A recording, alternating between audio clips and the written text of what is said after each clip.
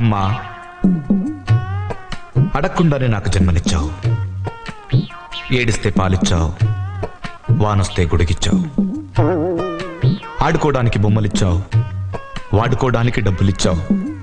వేసుకోవడానికి బట్టలిచ్చావు, చూసుకోవడానికి అద్దమిచ్చావు. అమ్మా,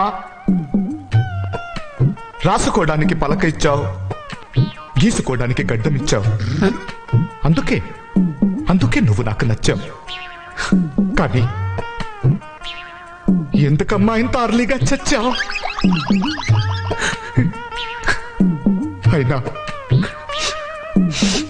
అయినా నువ్వు నాకు